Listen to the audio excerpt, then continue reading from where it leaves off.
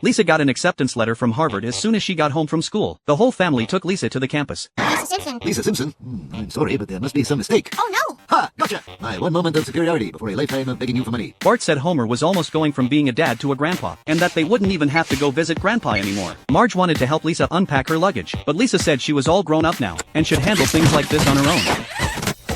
Caitlin was Lisa's new roommate. She loved playing the saxophone, and had even performed at famous people's funerals. Listening to Caitlin talk about her experiences made Lisa feel insecure about herself. She went out alone to clear her head, feeling down. Bart found her soon after, and encouraged her. "You've always been Mom and Dad's pride. You belong here." With the encouragement from Bart and Maggie, Lisa picked herself back up. Suddenly, she heard someone crying nearby. Lisa walked over and asked, "Are you my new roommate too?" It turned out the girl was being left out. The instrument she played, the jazz clarinet, was the most unpopular one, so she'd been pushed out of her last dorm. Lisa thought the girl was really interesting, so she took out her own saxophone, and the two played a duet together. They became lifelong friends with each other. From that day on, Lisa never again doubted whether she was good enough. On a rainy day, water leaked through the roof and pooled in Marge's hair. Marge was woken up by the water pouring down, so she had to wake Homer up to fix the roof. But Homer just pulled out a Hot Wheels track, and planned to drain all the leaking water through it. Before long, Lisa's hamster got drained out along with the water through the setup. In a panic to save the hamster, Lisa opened the door, which completely destroyed the whole drainage contraption. Water flooded the floor everywhere. Not only did Marge start scolding Homer for not being a good husband, even the kids joined in to complain one after another. In a fit of anger, Homer left home, with nowhere to go but Moe's Tavern. Homer thought everyone was there to greet him, but it turned out to be a surprise party for Lenny, and no one had even told Homer about it. Homer felt left out and excluded, so he could only sit at a remote table in the corner. But there was a prepared cake right on the chair, and Homer ended up ruining everything. He had to hurry out of the tavern, hated by his family, and now kicked out of the tavern by his friends. Homer was absolutely heartbroken. Suddenly, a tavern billboard appeared ahead of him. Homer immediately pulled over and went inside. Homer was the first person to be that sad in the bar. He noticed the guy next to him talking to himself, and Homer couldn't help but laugh.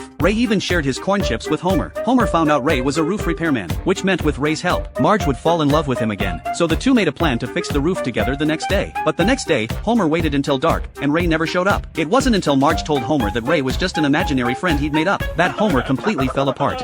After Marge lost her sight, Maggie also disappeared under mysterious circumstances. To keep Marge from worrying, Homer had to use his arm to pretend it was Maggie. On the other side, Lisa went to the convent to find clues, hoping to locate St. Teresa's gem. The clue read, Springfield's largest ring. Looking around, there were so many things that could pass as the largest ring, but Lisa guessed the clue might be pointing to the clock tower. Little did she know, two men in black had been following her the whole time. After saying goodnight to Bart, it was Lisa's turn next. Bart quickly changed his hairstyle and clothes, and since he couldn't answer Marge as himself, he picked up a saxophone and pretended to be Lisa. Lisa finally noticed the men in black. It turned out they were all after the gem, but the bell they found was just a fake one made of paper, and all the clues dried up right there. When Lisa turned around, she was shocked to see the largest ring right in front of her. The three of them drove over, and after struggling to climb up, they found Mr. Burns was there too. He had also heard the legend of the gem long ago, and had been secretly sending people to follow Lisa. Suddenly, Lisa noticed there was more writing above the letters. Mr. Burns told Lisa to start deciphering the letters, while the other two men would dig their own graves, be left to their fate. After Lisa solved the riddle, she realized she herself was the answer, and the gem had to be delivered to the convent before sunrise. So they all took Mr. Burns' helicopter to the convent together. Lisa pushed open the door confidently, and said, "I'm the gem girl." A nun standing nearby mocked her, saying, "The real gem is over there."